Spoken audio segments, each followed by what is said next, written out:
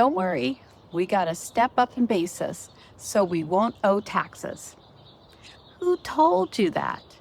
We need to slow down for a moment, not to scare you, not to overwhelm you, but to protect you. Because that one sentence, said with confidence in the middle of grief, is one of the most expensive myths families can carry into probate and inherited property decisions. Step-up basis is real. It's powerful. It can absolutely save a family from a crushing capital gains bill. But step-up basis is not a magic shield. If this is the kind of clear guidance you need right now, we make videos for California personal representatives and heirs so that you can move forward without costly mistakes. It does not erase every kind of tax. It does not prevent every kind of financial surprise. And if you are the one in the middle, the one everyone is looking to, the one trying to do right by your mom and dad, while keeping peace with siblings and keeping life moving forward, you deserve the truth in plain language. Here is what step-up basis really means. When someone dies, certain assets can have their basis reset. Basis is simply the starting point the IRS uses to measure gain. If your parent bought something years ago for a low price, and it is worth a lot of money now, that gap is where capital gains tax can show up. And when the asset is sold, a step up in basis often resets that starting point to the value on the date of death. That can mean that if the asset is sold soon after, there is little to no taxable gain. That is the part most people have heard. And in many estates, especially when real estate is involved, that part matters a lot. But the myth is the leap people make right after that. They hear step up and their brain fills in the rest. They assume it means no taxes. They assume it means no risk. They assume it means we can relax. And that is where families get hurt, because taxes are not one single thing. Taxes are not one bucket. Taxes are multiple systems that overlap. There is a federal income tax. There is capital gains tax. There is California property tax. There are rules around retirement accounts. There are rules around depreciation. There are deadlines and filings and choices that can change the outcome. Step-up basis is one tool in one part of that picture. If you treat it like the whole picture, you can still end up with a bill that feels massive and unfair, even though step-up basis technically worked exactly the way it was supposed to. One of the biggest reasons heirs still owe large taxes is simple and brutal. Not everything gets a step-up basis. A lot of people assume all inherited assets are treated the same way. They are not. Retirement accounts are the clearest example. If your parent had an IRA or a 401k, this is often pre-tax money. It was never taxed as income while it was being built. That is the entire point of those accounts. So when heirs take money out, it can be taxed as income. This is not a failure of step-up basis. That is a different set of rules entirely. Yet in the real world, this is one of the most common moments where a family looks at each other and says, "Wait, we thought there wouldn't be taxes." What they really mean is, "We thought this would be simple." And when you're grieving, simplicity feels like survival. But the estate does not care how overwhelmed you'll feel. The IRS does not care how many siblings are texting you. The tax rules do not care that you are also trying to find safe care for your father. That is why you need calm clarity before you make big moves. Another reason Step Up does not protect families the way they expect is that some assets come with tax layers that Step Up does not erase. Rental property is a classic trap here. And it is a trap because it hides behind a true statement. Yes, rental property can receive a step-up basis when inherited. That part is often true. But step-up only affects capital gains, not property tax. But rental property also has something called depreciation, and depreciation can come back around when the property is sold. Depreciation is a tax benefit owners often take over years to reduce taxable rental income. It is legal, it is normal. But when the property is sold, the IRS can demand something called depreciation recapture. That can create tax, even when the family believes the step up wiped everything clean. This is not a technical detail. This is one of those moments where an heir sells a property thinking they did everything right, and then months later, they get a tax bill that feels like a betrayal. It is not betrayal. It is a system with multiple layers, and most families never get told about the layers until it is too late. There is also the problem of timing and value. Step up is tied to the value at death. If a home is worth one amount at the date of death, and the market moves upward, then selling later can create a gain, even in a soft market. Renovations and improvements can change the sales price. And sometimes the issue is not the market at all. Sometimes it is the valuation. Families ballpark a value. They use a rough estimate. They grab a number from an online site. Then the home sells higher, and suddenly the paper gain looks larger than it needed to. This is one reason we push for clean documentation, not because we love paperwork, because the paperwork is what protects you when the estate is later questioned, or when siblings start arguing, or when a CPA needs support for the number you used. When you are acting as personal representative, you are not just making decisions. You are creating a record. That record needs to hold up. Now let's talk about California, because California adds its own form of confusion. In California, families often mix up step-up basis with property tax reassessment rules. These are not the same thing. Step-up basis is generally a federal income tax concept tied to a capital gain. California property tax is a separate system. And if you are inheriting a home, especially in Orange County, where longtime owners may have a low tax base, property tax can be the difference between keeping a home and losing it. Families say, "We got step up, so we're safe," while they are actually thinking about the annual property tax bill. They are thinking about whether the county will reassess. They are thinking about whether they can afford to keep living there. That is where Proposition 19 enters the picture. And that is where timing and filings matter in a way that feels personal, because it impacts the monthly reality of staying in the home. This is also where you may hear people talk about a one-year rule. That phrase gets thrown around online, in comments, in family conversations, and it creates fear because it sounds like a countdown. But the key is, when people say one-year rule, they may be talking about something completely different than step-up basis. They may be referring to a property tax filing timeline or an occupancy requirement tied to keeping a parent's tax base under certain conditions. They may be blending it with other rules they half remember, like homeowner exclusions or deadlines in probate. The result is that families feel rushed, and when families feel rushed, they make irreversible moves. They add names to title.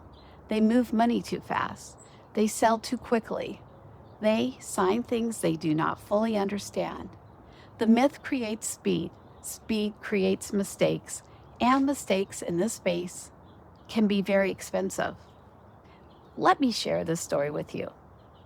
A woman in Orange County is appointed personal representative after her mother passes. She's in her mid-50s. She runs a small marketing business. She has 2 grown kids who still need her in different ways. Her father is still alive, but he can no longer live safely on his own. She is trying to handle grief, caregiving, business, and family pressure all at the same time. The home is a modest single-story place with a front yard that looks bigger than it really is because the street is wide. There's a worn path in the grass where her dad used to walk to the mailbox every day. In the backyard, there is an old patio cover that rattles a little when the wind picks up. Her mother kept pots of herbs near the kitchen door and always said she liked being able to cook and feeling like she was just still picking something fresh, even if it was just mint. As soon as the funeral is over, the sibling pressure starts. One sibling says the house should be sold immediately because we don't want problems. Another sibling wants to keep it and rent it because they heard rental incomes will solve everything. Another says they should wait because Orange County always goes up. And right in the middle, the personal representative is trying to be the adult in the room while still feeling like a kid who just lost her mom. She keeps hearing the same reassurance. We have a step-up basis, so taxes won't be an issue. It sounds like relief. It sounds like certainty. It sounds like permission to just focus on getting through the days. They clear out the house. They clean out the house. They paint. They replace the carpet. They stage. They sell. And the sale goes fine. Step Up does what it was supposed to do, mostly. The capital gains on the home are not the disasters they feared. Everyone breathes out. There is even a moment where the siblings are kind to each other again, because the hardest part appears to be over. Then the other asset shows up, the one nobody really understood. The mother had a retirement account that was larger than anyone realized. It names the children as beneficiaries. The siblings see it as the safety net. They think this will cover dad's care, this will cover the last bills. This will make it fair. They decide to take a large distribution quickly because they want to settle things and move forward. They want to be done. They want to stop living in paperwork and grief. But that large distribution counts as income. It pushes tax brackets. It triggers a heavy income tax hit.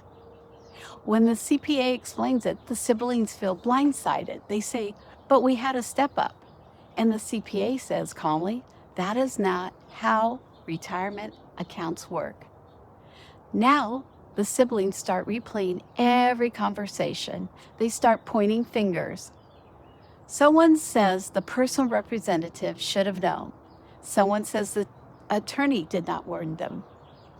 Someone says it is unfair, and the personal representative, the one who tried to hold the whole thing together, feels crushed because the problem is not just money.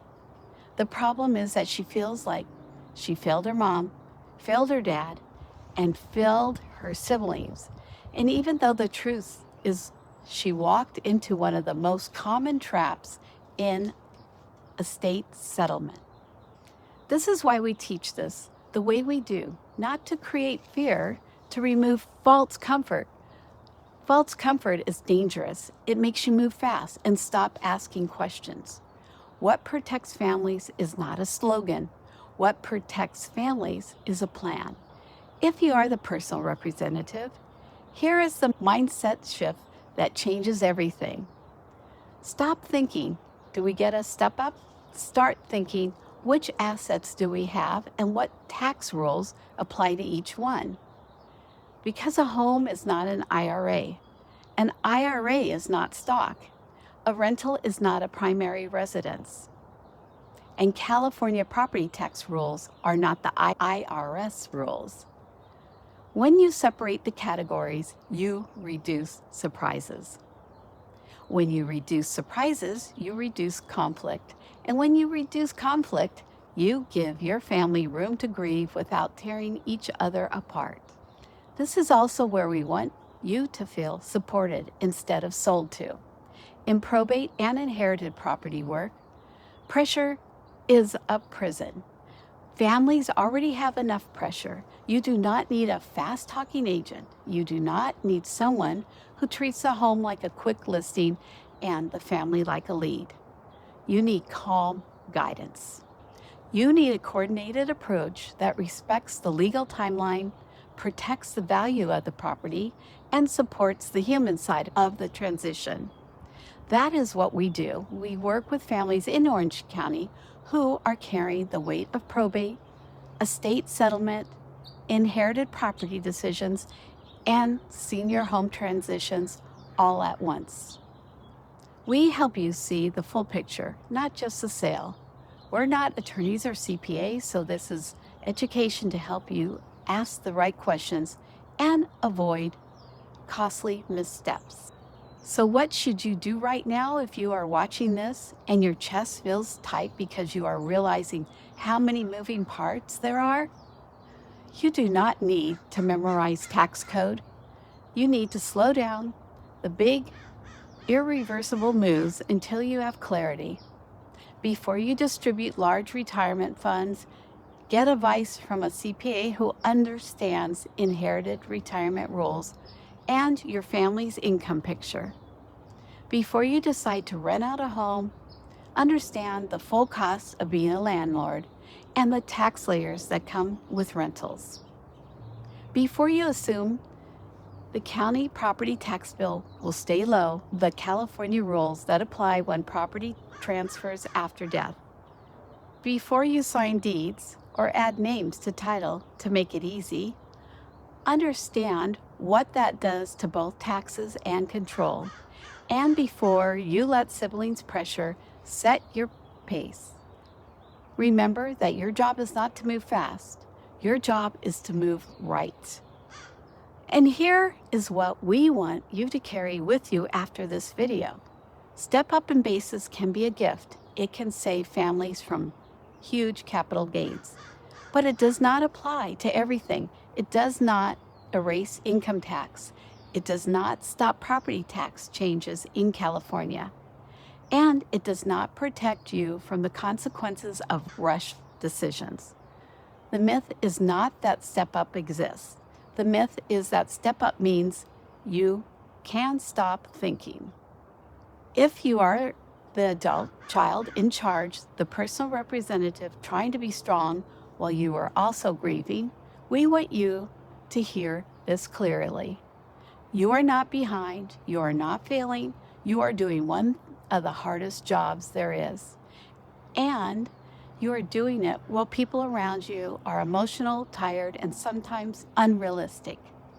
The best thing you can do is build a calm plan that matches the real world. That plan protects money, yes. But more than that, it protects relationships. It protects your sleep. It protects your ability to look back a year from now and say, we handled that with dignity. If you want more guidance like this, stay close, subscribe so you can keep learning one clear step at a time. And if your family is dealing with an inherited home in Orange County and you need help sorting out the keep versus sell pressure, the clean out, the property protection, the timeline, and the senior transition piece for a surviving parent, reach out. We will talk you through it like humans. Clear, calm, no pressure, just a path forward.